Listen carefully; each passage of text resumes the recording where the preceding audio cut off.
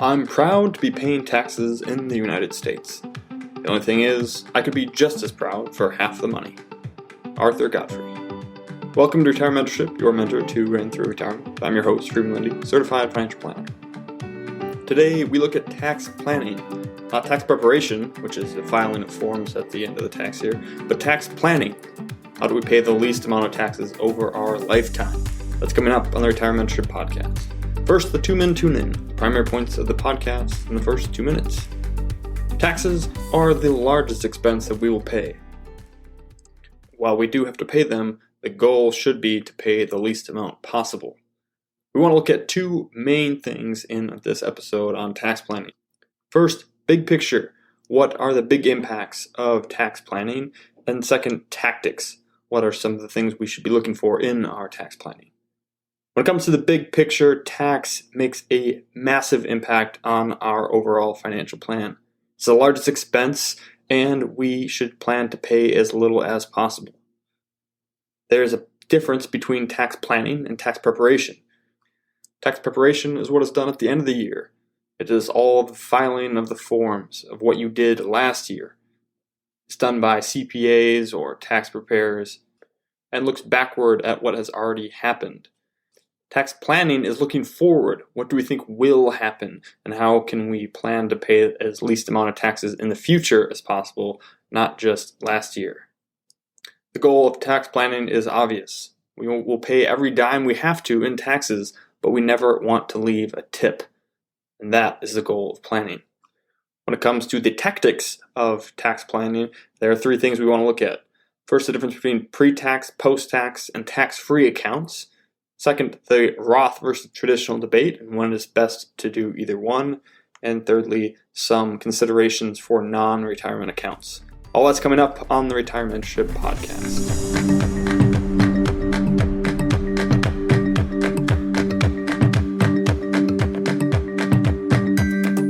Creating a financial plan, step 3, tax planning.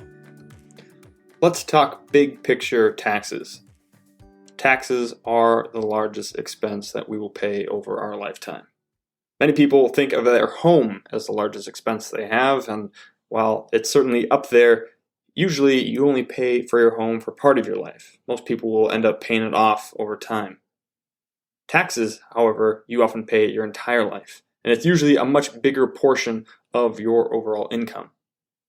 When you think about it, you have your federal taxes, which most people are anywhere from the 12 to 24% tax bracket, with obviously high earners above that. Then you have your state income taxes. Then you have your FICA tax, which is Social Security and Medicare taxes, both the employer side and employee side. And when you add all that up together, for most people, it's in the 20 to 30% range. That's your effective tax rate, what you end up paying when you divide the total amount of tax you paid by the total amount of income you made. But there are marginal tax brackets, which are the highest tax bracket you're in. For example, let's say you're a married couple filing jointly, and you make between $100,000 and $200,000 a year gross before taxes. This will put your marginal tax bracket, your highest tax bracket, at 22%. The total amount of taxes you pay in federal taxes won't be 22%. This is because the first $25,000, give or take, that you earn will be tax-free thanks to the standard deduction. The next $20,000, give or take, will be taxed at 10%, and the next $60,000 at 12%, and then the remaining amount at 22%. So your effective tax rate, the actual amount of federal income tax you pay, will not be 22%, but your marginal tax rate is 22%. When we're discussing tax planning and saving taxes, however, we are always saving those taxes at your marginal tax bracket, at your highest tax rate. So while your effective tax rate may be 15 or 20% or whatever it ends up being, we always want to discuss your tax savings at your highest tax rate. If we're able to deduct $1,000, you will save whatever your highest tax rate is on that $1,000, not whatever your effective tax rate is. Because of this, tax planning becomes extremely important and is a huge opportunity to save tons and tons of money over your lifetime. If you think that taxes is the most boring topic of all time, you're right. but it also represents one of the largest opportunities. If you really have no interest in taxes, at least listen through this big picture part of the episode, and you can skip the tactics if you'd like. However, if you find taxes too boring to listen to a podcast episode about it, then you absolutely must hire someone to do this for you. It is too important and there's too much opportunity for lifetime savings to not do it. More on that in a few episodes. We'll focus on federal taxes and on federal tax planning in this episode because it is the largest tax rates you face and because it is universal. People listen to this podcast from all over the country and everyone has different state tax rates, and so we'll essentially be ignoring your state taxes. However, there is lots of opportunity for state tax savings as well, so you'll want to work with someone who understands your state taxes and the opportunities that lie there.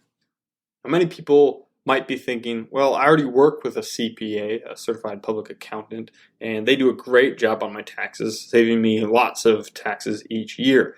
Why do I need to do tax planning? Aren't they already doing that for me? And the answer is no, probably not. There's a big difference between tax planning and tax preparation. One of the main differences is the direction that it looks. Tax preparation is looking backward. What has already happened? What income have you already earned? What expenses have you already paid that now we're able to claim a certain way?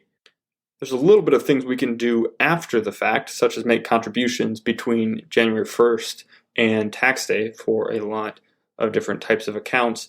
But for the most part, it's all backward looking. It's looking in the rear view mirror. Planning is looking forward. What has yet to happen? What do we think will happen in the future? Looking through the windshield, where we should be spending most of our time looking anyway. Many tax preparers who are not CPAs, including a lot of those that you get at those large services, which I won't name any names, but some of them are colorful and square-shaped, and others are named after certain people. Any of those services that you can just drop off your taxes and whoever's available will complete them for you, they don't look forward at all and almost entirely look backward. If you have a good CPA, they will do some tax planning for you as well. But often this is somewhat limited.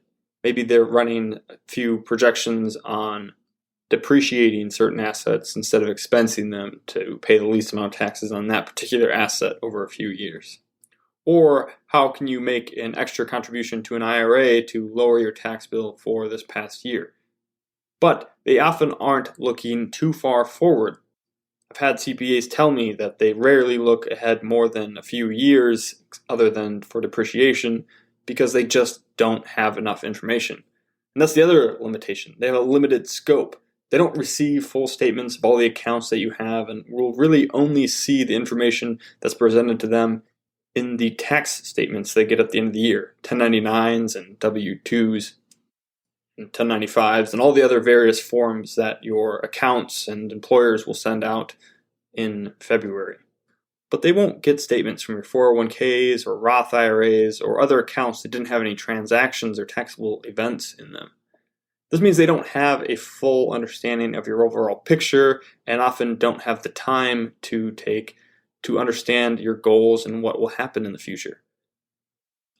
Tax preparation is a quantity, not a quality business. I don't mean that in a derogatory sense at all. There are many amazing tax preparers and CPAs who do an outstanding job with what they do, and they should be commended, and you should certainly work with them. But you need to work with many more clients as a tax preparer or CPA than you do as a financial planner. The average CPA has around 500 clients, whereas the average full financial planner has between 50 and 100 clients. There's a lot more room in those relationships to dig deeper and understand goals and an entire situation when you have an entire year to work with someone than as a CPA who's trying to churn through 500 clients in the space of about 2 months during tax season. Tax preparers simply have a more limited scope on what they know and what they're able to know based on their business model, and therefore cannot do the tax planning that is required. Many of them will for additional time and additional fee, but it is not typically included in their general tax preparation service that they're charging you for in March or April. You do need great tax preparation, and unless your financial planner is also a tax preparer, which in my case it would be the case, but most are not, they are not doing your tax preparation. So you need both. You need a great tax preparer to make sure we're capturing all the current year deductions and credits and doing all the paperwork correctly. And we need good tax planning to make sure that not only do we save taxes this year, but we save taxes over your lifetime. And that is the main goal of tax planning, to minimize the amount of taxes you pay over your lifetime.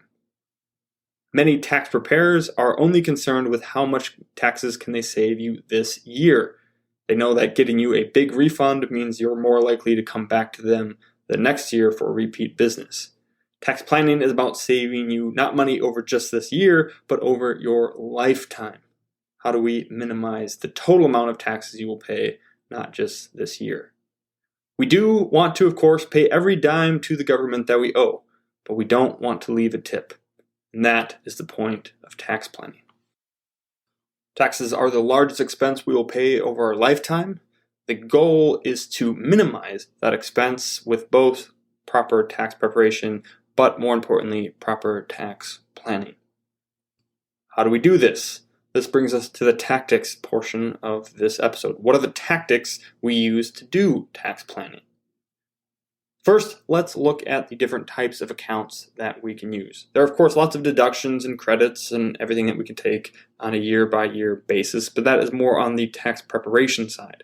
Tax planning often has more to do with where we are saving our money and how much we are funding into different types of accounts than it does the specific credits and deductions that we take on a year-by-year basis. The point of planning is knowing what those deductions and credits will be, or at least having a good guess in the future, and less about what they are right this second. There are two major categories of accounts, tax-deferred and taxable. And inside of the tax-deferred accounts, there are three subtypes of accounts. There are pre-tax, post-tax, and tax-free. To repeat, there are taxable accounts, which are their own master and subcategory. And then there is the master category of tax-deferred, and underneath that there are pre-tax, post-tax, and tax-free. Let's first then look at the tax-deferred accounts.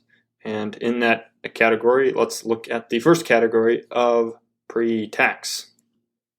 Money that goes into these accounts goes in pre-tax, before it is taxed. The most pure form of these accounts are your 401ks or 403bs or simple IRAs, the types of accounts where the money goes in before it's taxed and before it's paid to you. If you look at your pay stub, you will see the line items like this: your gross earnings, the total amount that you earned. Then they will take out money for FICA, Social Security, and Medicare, and then they will take out your 401k or simple IRA or 403b, whatever it is, your 401k contribution. And then the remaining amount will be taxed. And so if your gross income on a paycheck is $1,000, for example, and then you make a 5% contribution to your 401k, you will see $50 come out of your paycheck, and then you are taxed on the remaining $950. That contribution goes into the 401k pre-tax. These pre-tax accounts are, of course, part of the tax-deferred master category. Money goes into these accounts pre-tax, and then the taxes are deferred, typically until people reach the age of 59 and a half. There are a few other exceptions to this rule, but for many types of accounts, 59 and a half is the age when you can access these funds. Because you're getting the benefit of them being pre-tax and tax-deferred, if you try to access it before age 59 and a half, you will be penalized on those withdrawals to the tune of 10%. Because you haven't paid any taxes on these accounts, they are pre-tax and tax-deferred, when you take money out of these accounts, you will then have to pay the taxes. They are pre-tax, not tax-free. If you put $6,000 into a traditional IRA and it grew tax-free over 30 years, and it was invested well, that may be worth $60,000. The $6,000 was pre-tax, and you avoided taxes on $6,000. Now you have $60,000 that you owe taxes on all 60. This is okay because if the account had been taxable this whole time, you would not have $60,000 in there. Being able to grow it tax deferred and pre-tax means you have quite a bit more money in it than some of the other accounts, even though it is now taxable.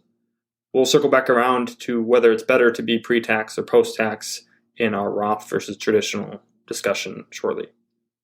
So pre-tax goes in before tax and grows tax deferred until 59.5, and then is taxable whenever you withdraw it. Only the amount you withdraw is taxable, but it is taxable nonetheless.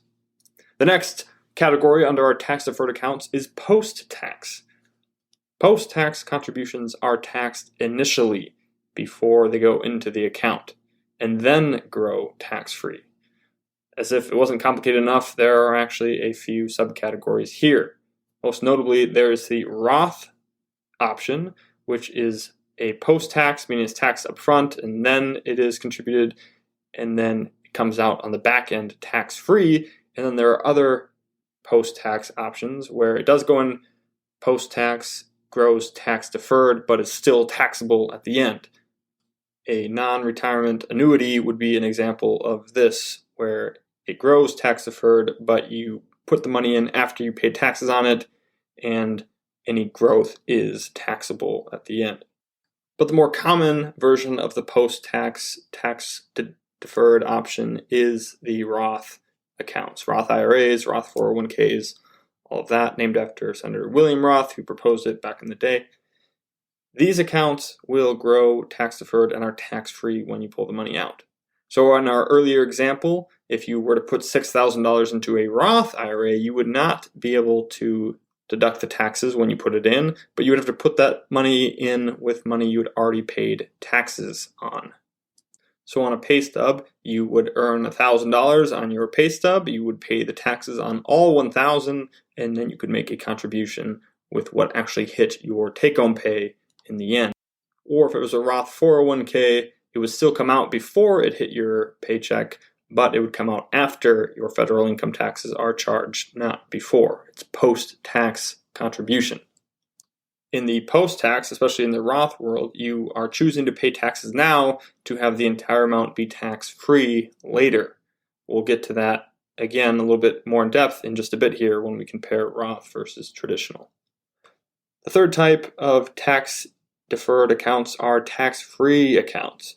And right now there's only one type of account that falls into this category.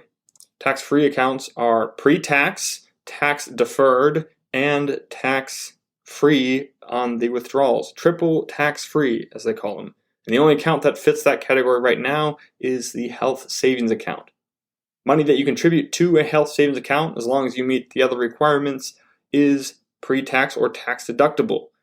Whether you do it through your payroll and actually make the contribution before you pay taxes, or whether you make the contribution later and deduct it from your taxes, at the end of the day, it still goes in there without being taxed at the beginning. The funds in an HSA then grow tax deferred, and as long as you pull them out for qualified expenses down the road, any distributions are also tax-free. Tax deductible, tax deferred, and tax-free withdrawals. Other than money you earn underneath the standard deduction that's not taxed, it is the only way to earn tax-free income in the United States. If you have access to an HSA, which we discussed a little bit in the last episode on insurance planning around health insurance, HSAs are the first place I would put additional savings after you've reached any employer match for a 401k because of this very reason. There's always a chance you may overfund your HSA, which is beyond the scope of this episode, but for most people this is not going to be an issue. You have to use HSA funds for qualified medical expenses in order to avoid penalties on the disbursements and for them to be tax-free. But if you're past the age of 65, you can pull them out for anything you want and just pay regular taxes on them. In that case, they act like a 401k. However, down the road in retirement, you'll almost certainly have plenty of health expenses which will be qualified and can take advantage of the tax-free disbursements. We will do an entire episode on HSAs closer to open enrollment here in 2021, so stay tuned for that, and we'll get further into the strategies of HSAs. But that is an amazing account and a great account to leverage in an overall financial plan. So those are the three main types of tax-deferred accounts: pre-tax, post-tax, tax-free, and then there are taxable accounts in which your interest and capital gains and everything are taxed as you go. Nothing is deferred, and you have to pay the taxes along the way instead of deferring them till the end. We'll cover considerations on these types of accounts toward the end of the episode. A lot of tax planning involves where to save your money. Which of these types of accounts is the best for you and your situation to save your dollars? Pre-tax, post-tax, or tax-free, or taxable accounts. There's all kinds of limits and stipulations around each of these accounts, and you'll need to know all of them in order to effectively tax plan. We're not going to get into each of these accounts. You can always look these up. This information is very readily available on all the different requirements and stipulations for each of these accounts. Or, of course, you can hire a qualified professional, a certified financial planner to navigate all of these for you. But in this planning episode, we want to focus on the planning side of how to use these, not on the technical side of qualifying for these accounts. And one of the biggest pieces of that is your Roth versus traditional debate. Where should we be putting our money? In our traditional IRA or our Roth IRA? In our 401ks or our Roth 401ks? We're not at all going to talk about what you qualify for each one for the rest of this episode. So for the rest of this discussion, let's just assume that you qualify for both a Roth IRA and a Roth 401k, or Roth IRA and a traditional IRA. There are, again, stipulations, requirements for your ability to contribute and deduct and all of that, and we're just going to assume, for the sake of argument, that you qualify for all of it to make this complicated subject somewhat easier to decide. So Roth versus traditional. Where should you be saving your money for retirement? We'll be saving a lot of money for retirement. You'll be spending a lot of money in retirement, and depending on how you plan, you will be paying a lot of taxes in retirement. And retirement taxation is one of the biggest places we have at least some control over the amount of taxes we pay. We have more control on our retirement taxation than we do in our earning years taxation, and so this is where a lot of the planning comes into place. Should we contribute to a Roth IRA or a traditional IRA? That is the question. You will hear from some financial gurus that Roth is always better. You should always contribute to a Roth IRA. And the argument goes something like this. Let's say that you put in, over the course of your lifetime, $100,000 into a traditional IRA, and it grew to $1 million. Or let's say that you put, over the course of your lifetime, $100,000 into a Roth IRA, and that also grew to $1 million. Which is better? To have an account with $1 million that is taxable and on which you will have to pay taxes as you pull the money out, or to have $1 million tax-free? If you have $1 million in your traditional IRA or 401k, do you really have $1 million? No, you don't, because it's taxable. You won't actually take home all $1 million. You will have to pay taxes on that. However, if you have $1 million in a Roth IRA or a Roth 401k, you really have $1 million. It's all yours. You don't owe the government even a dime of it. So you should always put all of your contributions into Roth 401k or Roth IRAs, and that way you can have a big pile of tax-free money later, and there's no reason to do that. I would rather pay taxes on $100,000 now in a Roth IRA and have $1 million tax-free down the road than to avoid $100,000 in taxes now and pay taxes on $1 million later. And that's the basic argument for Roth always, all the time. Always contribute to a Roth IRA, always avoid traditional except to get a match with your employer. Now there is something to that. If you have $1 million, I would rather have it in a Roth IRA than a traditional IRA. But there's more to the story. because what they're not really taking into consideration is the amount you would have to save in the beginning. Let's say that you earned $1,000. That was your gross earnings, and you wanted to save that somewhere. If you put it in traditional IRA, you could put all $1,000 into that traditional IRA. However, if you were trying to save that into a Roth IRA, you would first need to pay taxes on that $1,000 before you could save it. Let's say you are paying taxes at 20% for sake of argument. Now you only have $800 to put into that Roth IRA. And if you continue to do that month after month or year after year, or however much you are saving, in the end, putting $1,000 per month into traditional IRAs is going to be a lot more than putting $800 a month into Roth IRAs. In the end, you're not comparing $1 million into traditional versus $1 million into Roth. You would be comparing, say, $1 million into traditional to $700,000 into Roth, or however the compounding works based on the amount you're putting in at the beginning. You can't compare apples to apples at the beginning and then compare apples to apples at the end. You have to take them the same way. If you're saving pre-tax, then you get to save more on the front end and will have more on the back end, but it will be taxable. If you're saving into Roth, you have less on the front end and less on the back end as a gross number, but it's all tax-free. And so it is not as simple as, if you put this amount into here, this amount into here, one's going to be tax-free and one's going to be taxable. The real question you need to ask yourself is, what will the tax rates be at the time you pay the taxes? That is the only thing that matters. The difference between whether you should put it into traditional or Roth is the difference in the tax rate you will pay at the time you do it. Again, this is marginal tax rate, your highest tax rate, not your effective tax rate. All this changes quite a bit based on your income and your marital status and all of that. But for simplicity of examples in this podcast, let's just focus on couples who are in the middle class bracket. If you're unfamiliar with the brackets, again, I'm going to round all these numbers because they change each year.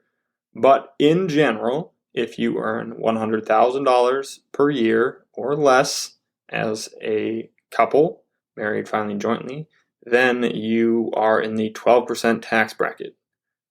If your gross earnings are over $100,000, but less than just under $200,000, you are in the 22% tax bracket, and money over about $200,000, you will be in the 24% tax bracket. It goes up again for a few more brackets after that, and you should definitely know your tax brackets if you are above $200,000 a year.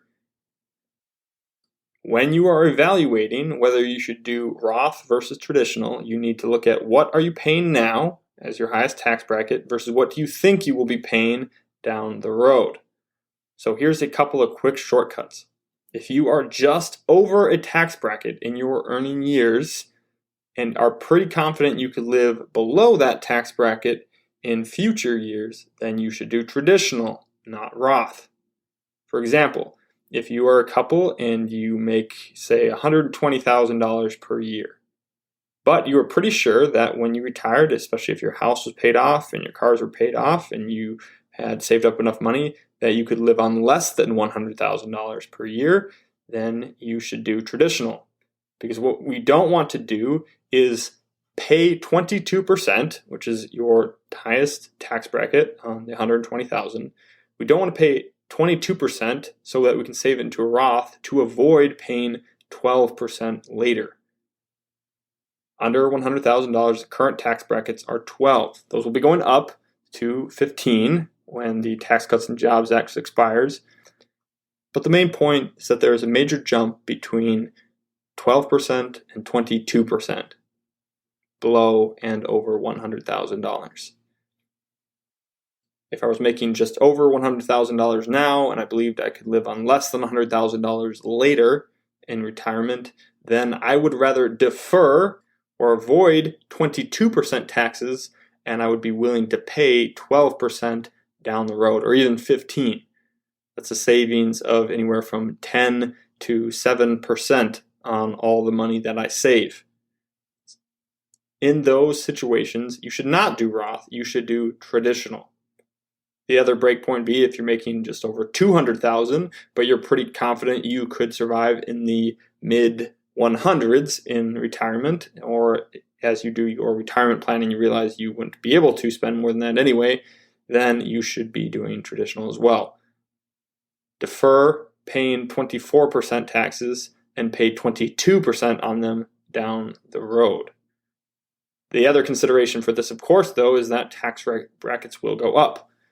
And so 22 will become 25, 24 will become 28, and in those cases, if you want to play that game, which you probably do, you may actually want to pay 24% taxes now to avoid 25% down the road. And that's where the Roth comes in.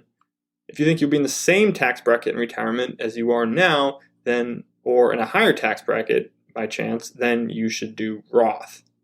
So for example, if you are in the high 100s for income now, you're making 180, 190, so you are in the 22% tax bracket, but you think that you'll be probably closer to 120, 140 in retirement, you're still in the 22% tax bracket.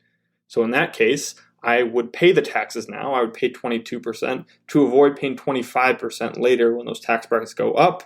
And if you look at the broadly where we are with taxes, most people believe that tax rates will continue to go up, not down. And so in those cases, you may be better off paying the taxes now and avoiding them later. There are other considerations for this as well.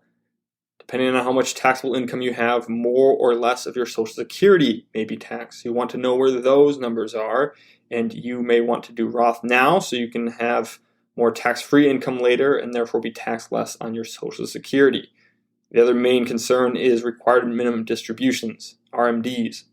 If you put too much into your 401ks, into your IRAs, into your pre-tax accounts, at some point, which is currently age 72, the federal government will require you to pull a certain amount of money out of those every year. And those RMDs, those required minimum distributions, may force you into a higher tax bracket. And so while you initially plan to be in a lower tax bracket, the forced distributions will put you in a higher one, and perhaps you should have done Roth, if for no other reason than to keep your total amount of pre-tax dollars down and reduce your required distributions. And so you can see it starts getting pretty tricky pretty fast. You need to know what are all the qualifications and requirements for the different types of accounts and whether or not you can contribute to them or can deduct contributions or whatever you're trying to do. And you need to know what your current tax brackets are and tax rates and have a pretty good idea of what they will be in the future based on your retirement planning and have a general sense of where you think tax brackets are going to go. And have a pretty good idea of RMDs and Social Security taxation in order to do tax planning properly. This is all knowable information. You can look up many of these requirements and specifications and breakpoints and brackets, and it's all there. You can do this yourself if you really want to, or of course you can hire someone who already knows how to do this and may do a better job than you, having done it many, many times before. Taxes are the largest expense you will pay, and it definitely makes sense to do this work in order to reduce those. Roth versus traditional is one of the main keys of retirement tax planning, and you will want to get this right. The last consideration on tactics is with non-qualified investments or taxable accounts. Most people have most of their money in retirement accounts, and this is not a big factor. But for anyone who has additional money invested outside of retirement accounts, then there are a few main considerations. First being long-term versus short-term capital gains. If you hold your taxable investments for longer than a year before selling them, then the capital gain, the difference between what you sold it for and what you bought it for, will be either long-term or short-term. If you hold it for longer than a year, it is a long-term capital gain. If you hold it for a year or shorter, it is a short-term capital gain. Short-term capital gains are taxed at ordinary income, which is your highest marginal tax bracket. So again, if you were in the 22% tax bracket, then your short-term capital gains would be taxed at 22%, versus long-term capital gains are taxed at a long-term capital gain rate, which is 15% for most people. Long-term capital gain rates are always more favorable, so whenever possible, you'll want to hold your taxable investments for longer than a year. Of course, every time you sell them, it creates a taxable event, so the more often you are selling them, the more taxes you pay and the lower your overall growth is. You may also want to do some tax planning because if you are in the 12% or lower federal tax bracket, so you make $100,000 or less, married, filing jointly, about $50,000 or less as a single person, then your long-term tax rate is actually 0%. And so there are some planning to be done there where perhaps you have a lot of appreciated taxable investments and perhaps you create a plan to realize a bunch of those in low income years and pay no taxes on them, or however that shakes out. Lots of planning opportunities for non-retirement taxable investments. The other thing to look at there too are qualified versus ordinary dividends. Different mutual funds and ETFs produce different types of dividends. Ordinary dividends are taxed at your ordinary tax rate, again, your highest marginal tax rate, and qualified dividends are taxed at your long-term capital gains rate. Whether they are ordinary or qualified depends on the investments inside the funds, but often international funds will kick off a lot of ordinary dividends and a lot of US-based funds will kick off qualified dividends. So a quick planning hack, if you have non-retirement taxable accounts, put any international funds that you have into your retirement accounts because the tax on those will already be ordinary income, and keep only US-based funds in your taxable accounts. You also may want to look at any bond funds you have and make sure that those are also in your retirement accounts where the income off those is already going to be ordinary versus in your taxable accounts. Keep your appreciating stock and stock funds in your taxable accounts, everything else in your retirement. That's not a direct recommendation. Obviously, I don't know you and your situation, but that's one way to think about that. There's definitely lots of planning that can be done around taxable non-retirement accounts, and if you don't know how to do that, you will want to find a professional to do it for you. Tax planning is one of the biggest opportunities you have in financial planning. It's the largest expense you will pay. You have to get this piece right. You can learn all of the information yourself, all the different requirements and qualifications, and get in the right accounts, make the right calculations, give yourselves the best estimates. Of course, some things are unknowable. We don't know future tax rates for sure, but we can make more educated guesses and give ourselves the best chance of being right in the future. Sometimes it's not about being right today, but about being less wrong tomorrow. And tax planning certainly falls into that. If you don't know how to do this or don't feel comfortable doing this, then please, I implore you, get a professional that can help. If you work with a quality CPA, they might be able to do long-term tax planning for you, but more often than not, since they don't know the rest of your situation, they're not going to know enough to tell you what to do. You're typically better off looking for a CFP or other qualified financial planner who can look at everything you have and help you create the best tax plan that you can for your situation. We'll be doing an episode in a few weeks here on how to find the best professionals to do this. If we get through the end of the financial planning process and you want to do it yourself, then I hope I've given you some good ways to think about these things and calculate these things. And if not, then hopefully you'll see the importance of all of these and look for someone to help you get this all done. That's it for today. We'll see you on Friday with a few actions. Take care.